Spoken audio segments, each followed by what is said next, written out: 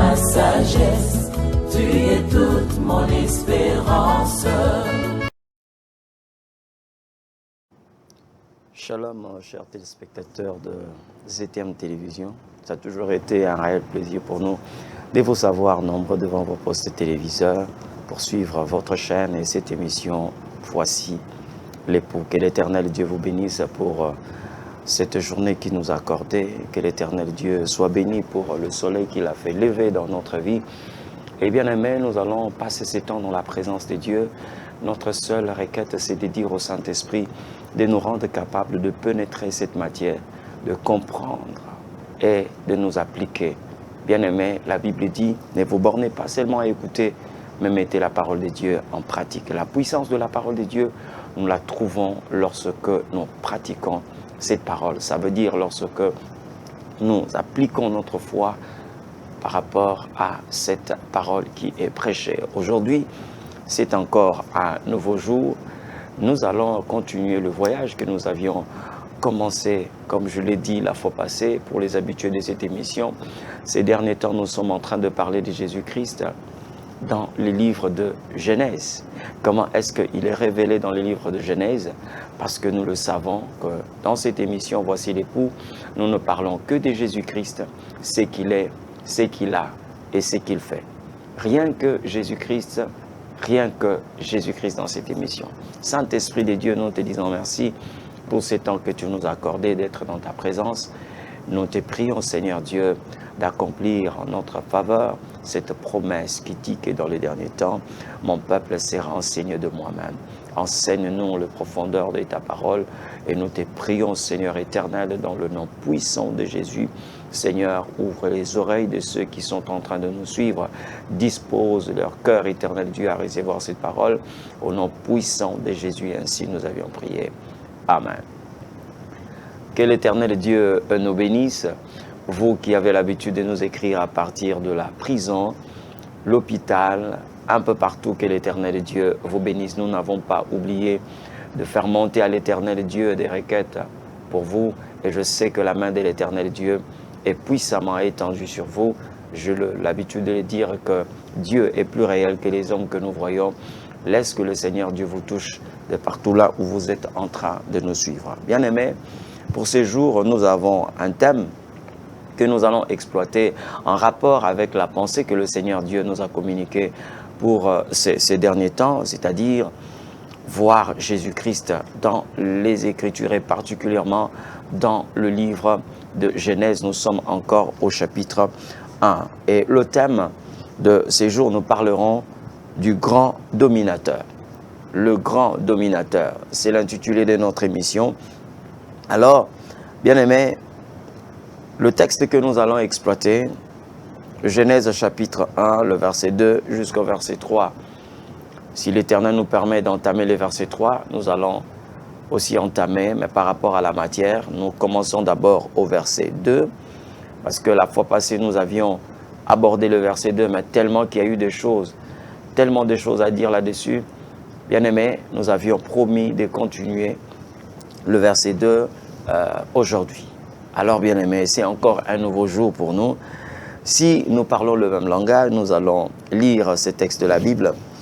Genèse chapitre 1, le verset 2 jusqu'au verset 3. Nous lisons la parole de Dieu. Et la terre était informe et vide. Il y avait des ténèbres à la surface de l'abîme, et l'Esprit de Dieu s'émouvait au-dessus des eaux. Verset 3. Dieu dit que la lumière soit, et la lumière fut. Que l'Éternel Dieu nous bénisse. Et je sais que c'est un texte connu de beaucoup de personnes, pour ceux-là qui se sont donné le temps de lire la Bible. Je sais que vous êtes un lecteur de la Bible, donc vous êtes passé déjà par là. À maintes reprises, nous avions lu ce texte de la Bible. Mais permettez-nous, bien-aimés, de parler de ce que le Seigneur nous a mis à cœur. Lorsque nous lisons ces textes, bien-aimés, comme nous avions dit la fois passée, je me permettrai de récapituler un tout petit peu pour rafraîchir la mémoire de ceux qui sont en train de nous suivre. Nous avions parlé d'un monde qui était informe et qui est vide. Effectivement, Jésus est celui-là qui vient donner la forme à tout ce qui est informe, et il vient remplir tout ce qui est vide. Nous avions parlé de son pouvoir, sa capacité, bien-aimé, de ramener à l'état initial ce qui a été détruit. Sa capacité aussi de couvrir, bien-aimé, de remplir. Figurez-vous que la Bible est en train de dire « élargis l'espace de ta tente ». Donc lorsque nous élargissons l'espace de notre tente, je prends cette image d'une manière pratique. Quand vous élargissez l'endroit où vous êtes, bien-aimé, la première des choses que vous constatez, c'est le vide. C'est le vide, c'est l'espace que vous créez. Et Dieu est celui qui vient combler les espaces de notre vie. C'est comme cette femme bien-aimée qui était en train de travailler avec ses enfants, cette veuve qui était dans la maison, mais qui avait en face d'elle beaucoup de vases vides. Et l'Éternel est là pour combler ces vides, parce qu'il y avait là une petite quantité d'huile, mais avec la faveur du Seigneur, avec le miracle, l'amour de Dieu, elle était en train de verser l'huile dans des vases vides, et les vases étaient remplis. Et c'est comme ça que le Seigneur Dieu prend de personnes qui ne ressemblent à rien, qui sont ni beauté, qui ont ni beauté ni éclat, qui sont sans référence, mais le Seigneur finit par leur donner une référence et remplir ces genres de personnes. Nous avions parlé de cela la fois passée, mais permettez-nous, bien-aimés, de passer à la matière d'aujourd'hui. La Bible est en train de dire non seulement que la terre était informe et vide, mais on nous présente ici aussi un autre cas. On dit il y avait le ténèbre à la surface de l'abîme. Il y avait le ténèbre à la surface de l'abîme. On nous présente ici un chaos. Et nous savons très bien que quand on fait mention de ténèbres, ça parle du règne de l'ennemi. Il y avait le ténèbre partout. L'obscurité était partout. Et nous voyons comment est-ce que, bien-aimé, le monde a connu une période où nous étions plongés, je dis bien, plongés totalement dans le mal. Mais bien-aimé, malgré l'ampleur du mal, cela n'a pas dominé l'amour de Dieu.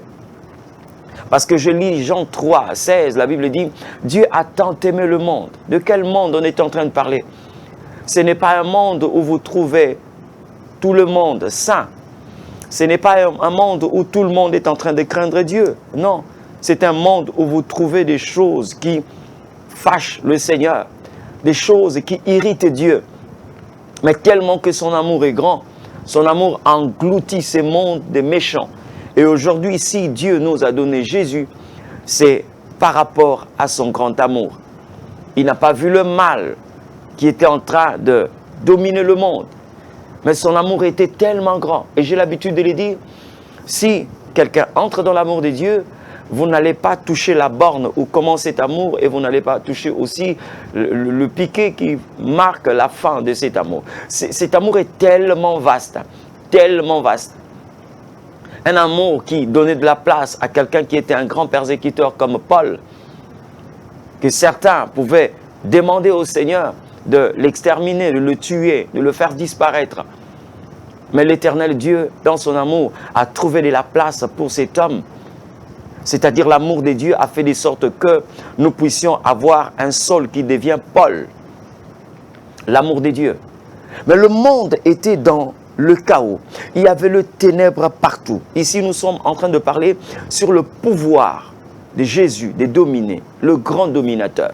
C'est vrai que dans le monde, il y a des dominateurs, mais lui, il est le grand dominateur.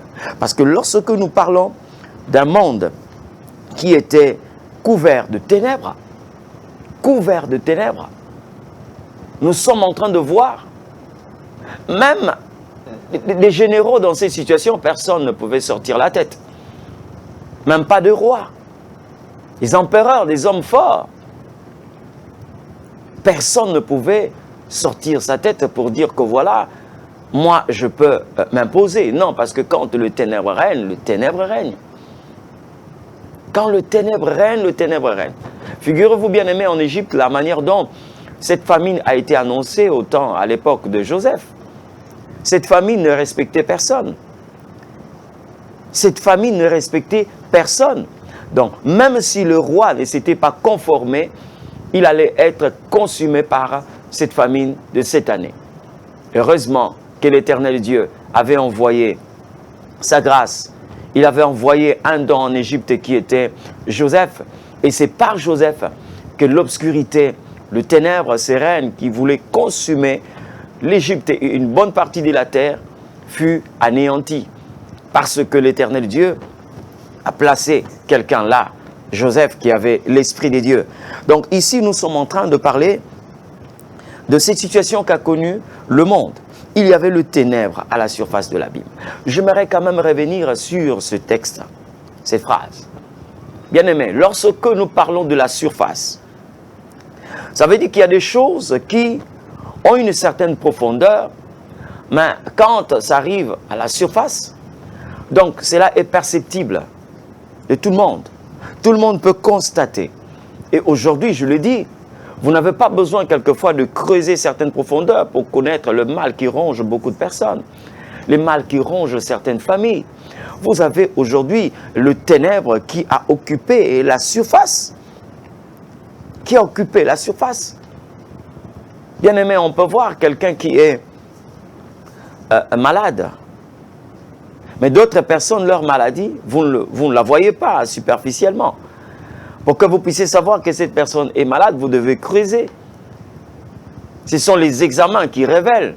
Mais d'autres, bien aimés, vous êtes en train de voir, quand vous le regardez, vous regardez sa santé, vous regardez son teint, vous regardez sa physionomie, vous comprendrez que cette personne est malade. Donc là, ça atteint la surface. Ça atteint la surface. Je n'aimerais pas ici parler des gens qui ressemblent à Naaman, le général syrien. Il pouvait avoir le costume de général, mais là-dessus, là en dessous, bien aimé, il y avait la lèpre. Il pouvait avoir des galons. Les gens pouvaient être au garde à vue lorsqu'on le voyait. Ils pouvaient recevoir des honneurs militaires. Mais en dessous, il y avait la lèpre. Et vous savez très bien que la lèpre est une maladie aussi qui attaque la surface. Qui attaque la surface. Et c'est comme ça, bien aimé, que nous sommes en train de voir la situation que présente la Bible. Comment est-ce que la terre était? Comment est-ce que le monde était? Il y avait le ténèbre à la surface de l'abîme. Mais quelque chose de très important, la Bible dit, et l'Esprit de Dieu s'est mouvé au-dessus des eaux. J'aimerais prendre un exemple pour nous montrer réellement la puissance de Dieu. Comment Jésus est présenté ici. Vous savez, même dans votre propre maison, quand il y a l'obscurité, admettons qu'il y a une coupure d'électricité. Dans votre propre maison, vous avez du mal à vous déplacer. Parce qu'il y a là l'obscurité, vous êtes en train de chercher là où vous avez mis votre téléphone pour ne fût-ce qu'utiliser la torche du téléphone. Vous êtes en train de tâtonner pour savoir là où vous avez mis les allumettes. Ne fût-ce que pour avoir un peu de lumière. Mais comme vous savez qu'il y a des tables, il y a des chaises, il y a tout ce que vous avez dans votre maison, vous êtes en train d'avancer avec beaucoup de prudence parce que vous voulez éviter que vous puissiez vous cogner contre quelque chose. Pourquoi? Parce que le ténèbre vous empêche d'avancer, quand bien même que vous êtes dans votre propre maison. Donc lorsqu'il y a le noir, bien aimé, l'obscurité vient pour immobiliser plusieurs personnes. On ne sait plus avancer.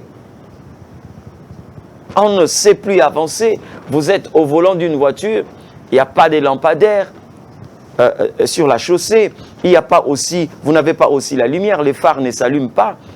Bien aimé, vous aurez la difficulté d'avancer. Mais pourtant, le moteur est en marche. Mais bien aimé, ici, malgré l'obscurité, la Bible dit que l'Esprit de Dieu s'est mouvé au-dessus des eaux. La première compréhension que nous devons avoir, lorsqu'on dit s'émouvoir, ça veut dire qu'il y a une capacité de se déplacer. Ça veut dire que le ténèbre, quelle que soit son ampleur, les ténèbres, quelle que soit sa puissance, quelle que soit sa force, quelle que soit sa profondeur, n'empêche pas le Seigneur de fonctionner. C'est comme ça qu'il dit dans les livres d'Ésaïe, les ténèbres ne régneront pas toujours. Ce n'est pas parce que le ténèbre expire, les ténèbres ont expiré. Non, non. Mais même quand les ténèbres sont là en train de fonctionner, en plein régime, bien aimé, la puissance de Dieu empêche le ténèbre de travailler. Il y a des choses que nous pouvons balayer du revers de la main, tout simplement parce que leur force arrive à la fin. La force de cette chose arrive à sa fin et nous pouvons déclasser cette chose.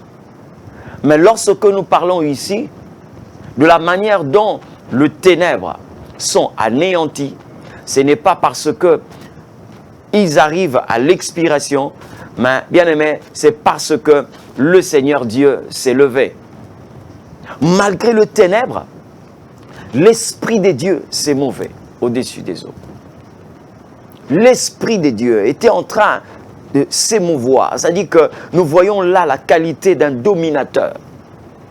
C'est lui qui ne peut pas être arrêté par les circonstances. J'aimerais dire à une personne, ce qui te fait pleurer ne peut pas faire pleurer ton Dieu. Ce qui te détruit ne peut pas détruire ton Dieu. Ce qui te fait reculer ne peut pas faire reculer Dieu. Et alors, comme tu es la maison de Dieu, comme tu es une adresse sûre de Dieu, à cause de ces dieux-là, ce qui ne voulait pas reculer, doit reculer devant toi, parce qu'il y a le Christ qui vit en toi, le grand dominateur. Et lorsque nous lisons toujours ces textes de la Bible, nous nous rendons compte, bien aimés, que quand on dit l'Esprit de Dieu s'est mouvé au-dessus des eaux. Permettez-moi d'abord de parler de l'Esprit de Dieu. Parce qu'il y a, dans les textes originaux, on dit le pneuma de Dieu, le souffle de Dieu. S'est mouvé au-dessus des eaux. Cette liberté. C'est comme ça que nous allons voir. Dans l'ancienne, dans la nouvelle alliance, la Bible dit Dieu a souverainement élevé le nom de Jésus. Regardez la position qu'occupe ici l'Esprit de Dieu, le souffle de Dieu, au-dessus. Et pourtant, il y avait le ténèbre à la surface de l'abîme. Mais l'Esprit de Dieu est au-dessus. C'est la position que nous trouvons en Jésus-Christ. Il a le nom qui est élevé au-dessus de tout nom.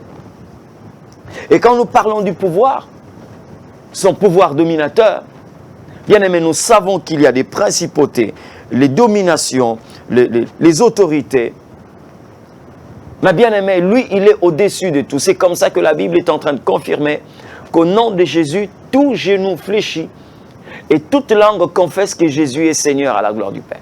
Lorsque nous parlons de tout genou, il n'y a pas que des adorateurs, mais il y a aussi ceux qui se dressent comme des adversaires, ceux qui se présentent comme étant un pouvoir qui s'oppose à Dieu. Quand Jésus est là, quand Jésus est cité, tout genou fléchit.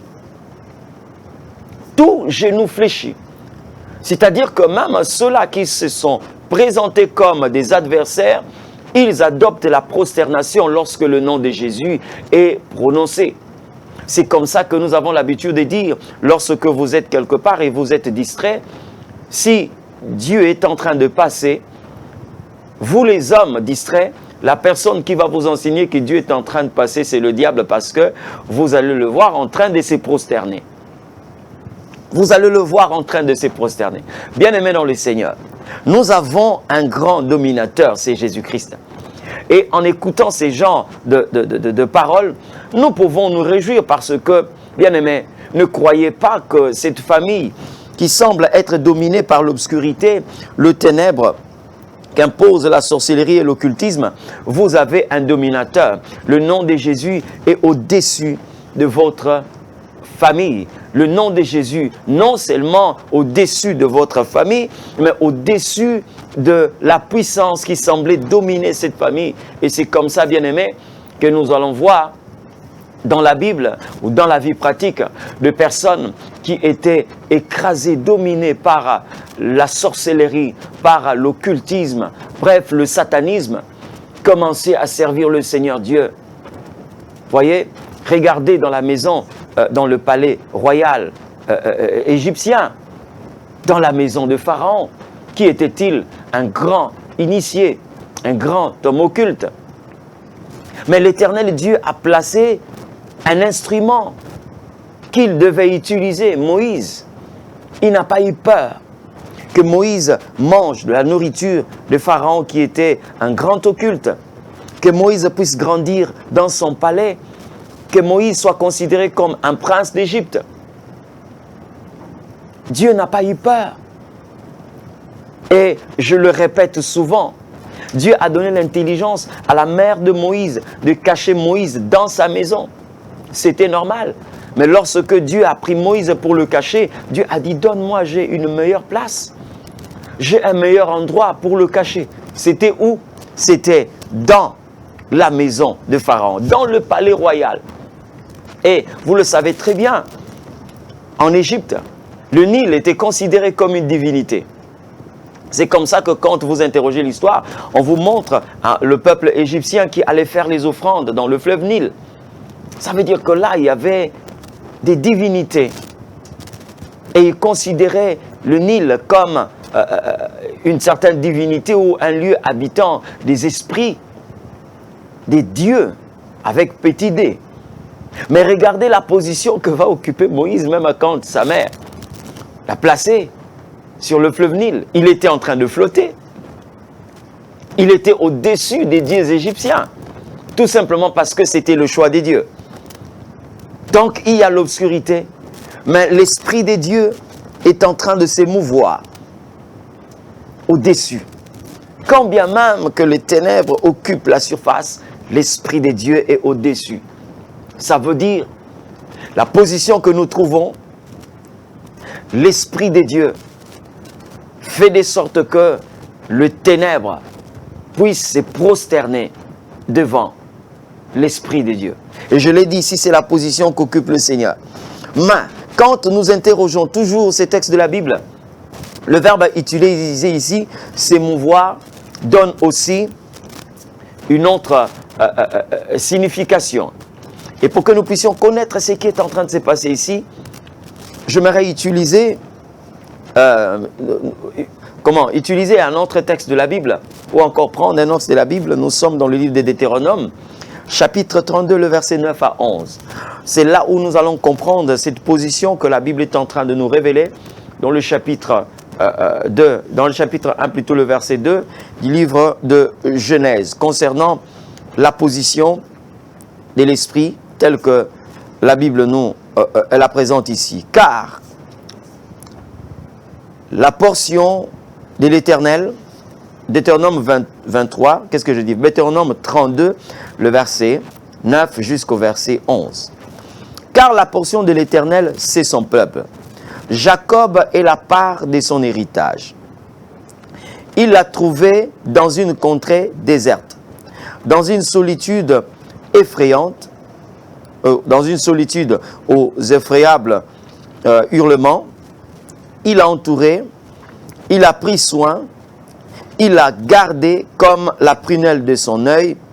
Verset 11, pareil à l'aigle qui éveille sa couve, voltige sur ses petits, déploie ses ailes, le prend, les porte sur ses plumes. Le verbe ici, voltiger, ça a la même signification que s'émouvoir. Mais j'aimerais quand même revenir sur ces textes parce qu'il y a beaucoup de choses à dire par rapport à ce que le Seigneur Dieu est en train de nous révéler ici. Regardez la manière dont on est en train de présenter Dieu par rapport à son peuple. Il dit, la portion de l'Éternel, c'est son peuple. Donc, l'héritage de Dieu, c'est son peuple. Jacob est la part de son héritage. Mais, qui est Jacob, bien-aimé? Parce que nous devons faire la différence entre Jacob et Israël.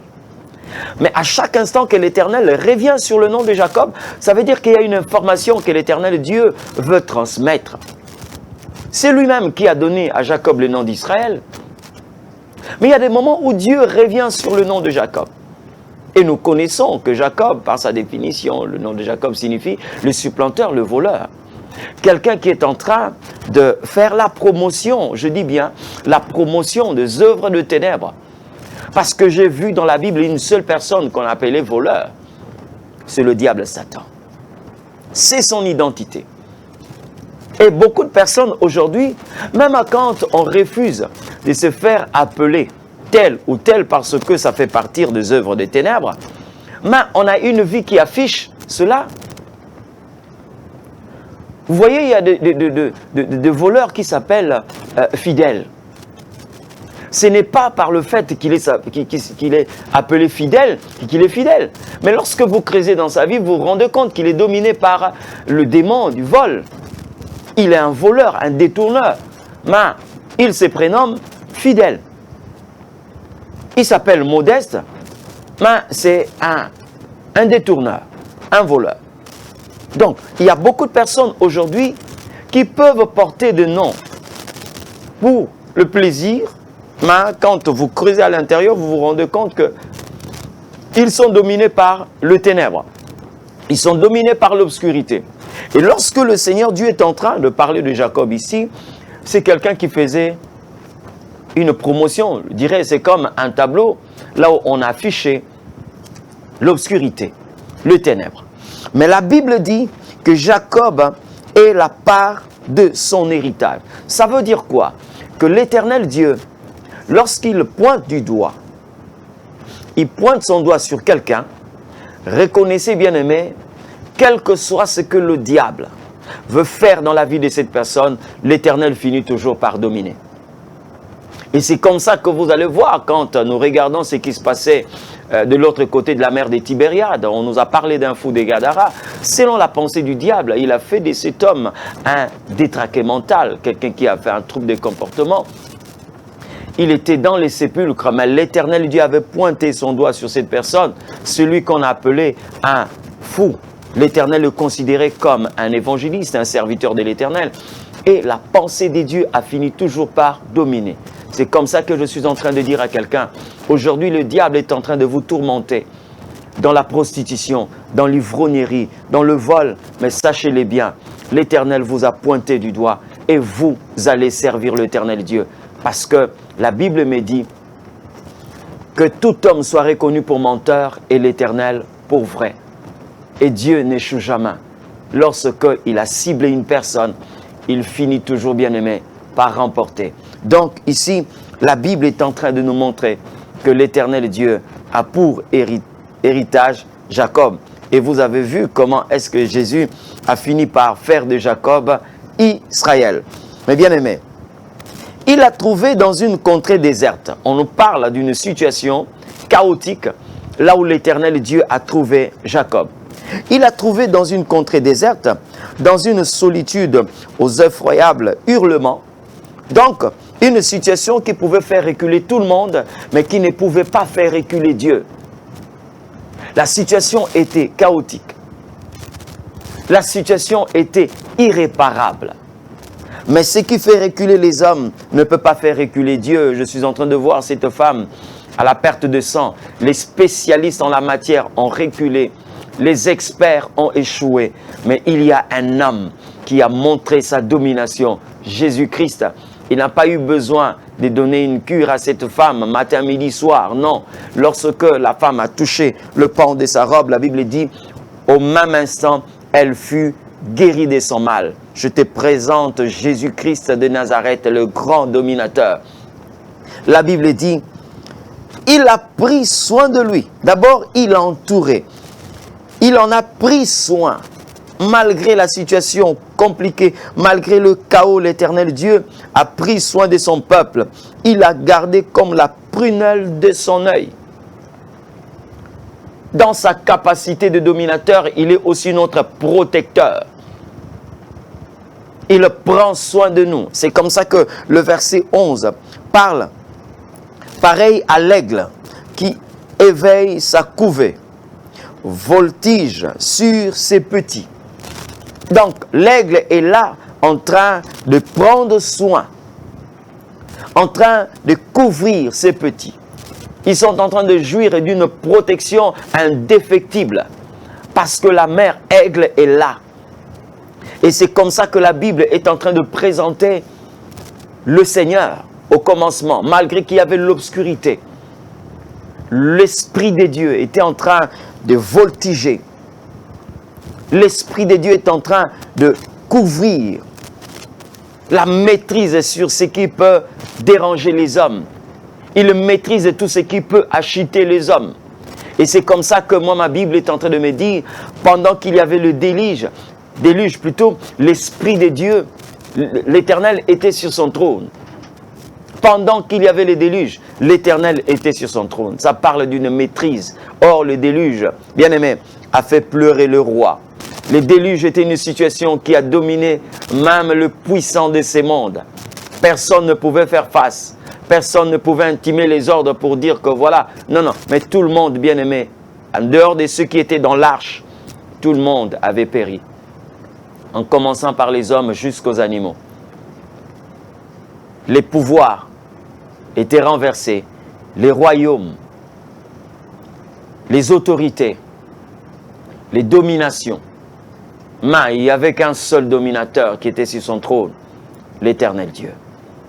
J'aimerais dire à une personne, bien-aimé, rassurez-vous, que l'Éternel est celui qui domine.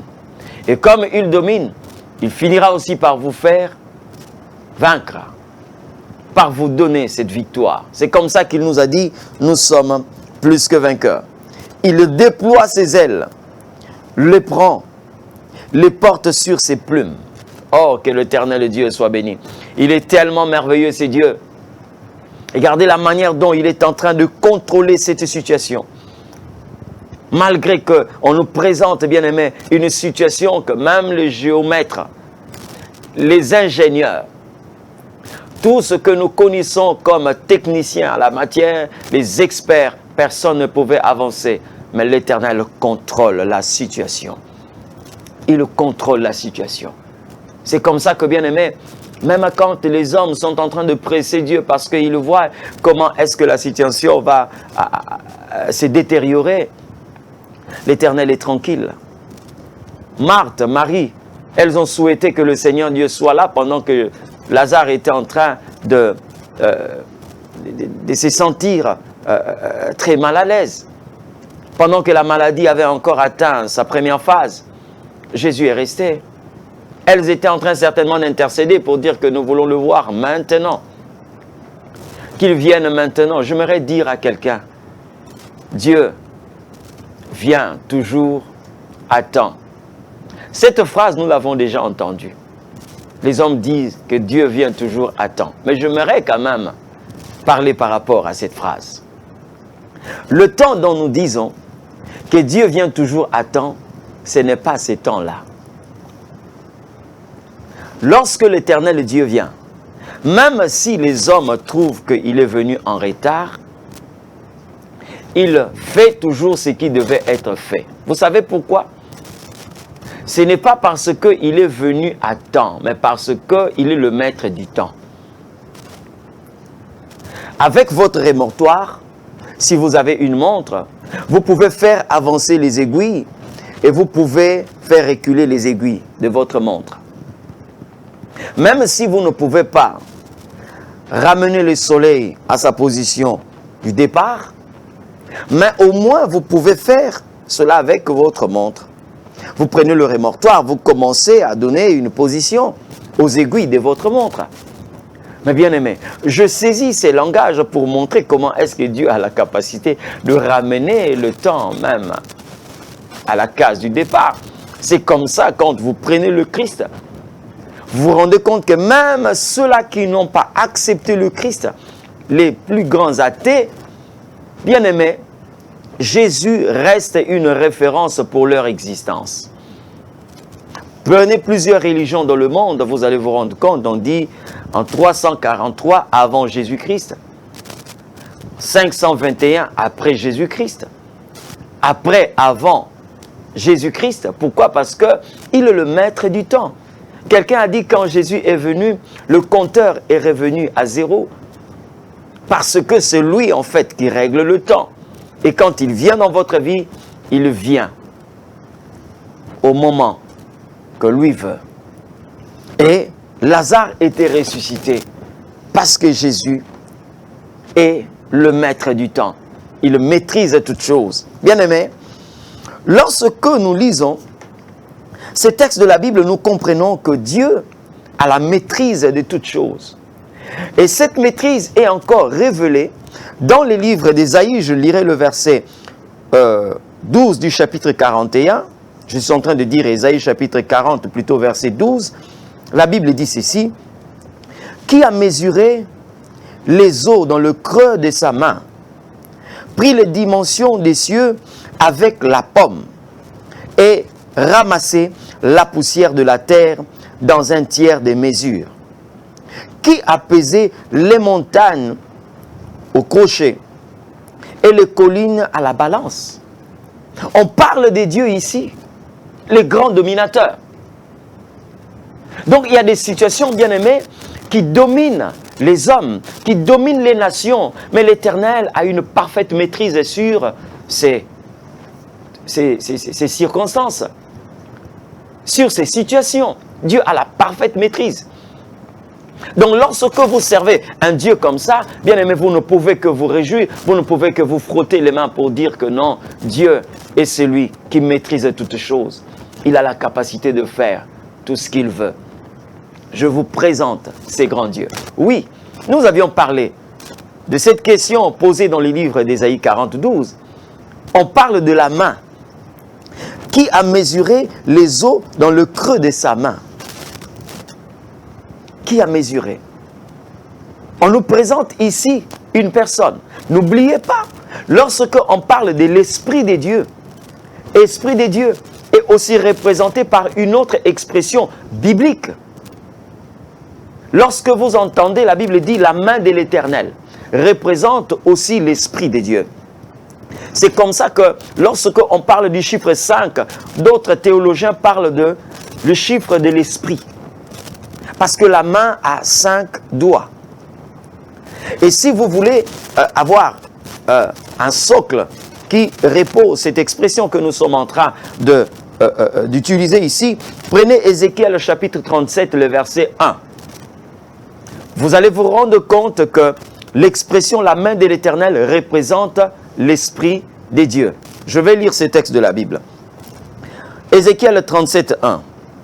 La main de l'Éternel fut sur moi, et l'Esprit et l'Éternel me transporta en esprit et me déposa dans le milieu d'une vallée remplie d'ossements. Vous voyez ici? La main de l'Éternel fut sur moi. À chaque instant que Ézéchiel parle de la main de l'Éternel, il parle de l'Esprit des dieux. Jésus est le grand dominateur. J'aimerais quand même annoncer, bien-aimés, vous qui nous suivez, une grande activité que nous sommes en train d'organiser à partir de mercredi 25 mai au dimanche 29 mai 2022 à l'église Temps des Dieux. Nous parlerons sur « Je bâtirai mon église ». Bien-aimés, vous êtes invités. « Je bâtirai mon église ». Nous donnerons l'adresse là. Après cette activité, bien-aimés, nous parlerons de ce que l'église est. La vision de l'église, la marche de l'église, la puissance de l'église. Parce qu'aujourd'hui, plusieurs ont laissé le droit chemin. Et nous sommes en train de regarder ailleurs parce que nous avons certaines personnes, je ne dirais pas tout le monde, mais certaines personnes ont perdu les repères. Et nous voulons, bien aimés, lors de cette rencontre, vivre la puissance de Dieu, une rencontre de guérison, d'affectation et de gloire. Première rue Limété, première rue d'Ilandos, avenue Lango numéro 7. Je dis bien, première rue d'Ilandos, avenue Lango numéro 7, église Temps des Dieux. Je suis en train de rappeler pour ceux-là qui veulent nous contacter, vous avez notre numéro qui est affiché au bas de vos écrans. Vous pouvez toutefois entrer en contact avec nous. Vous voulez aussi nous contacter sur Facebook. Retenez et notez notre adresse Amos Mavungu sur TikTok. Vous pouvez aussi entrer en contact avec nous sur Instagram. Et pour ceux qui veulent s'abonner à notre chaîne YouTube, Amos Mavungu Ministries TV, vous aurez plusieurs de nos enseignements et plusieurs de nos prédications et l'Éternel Dieu vous bénira.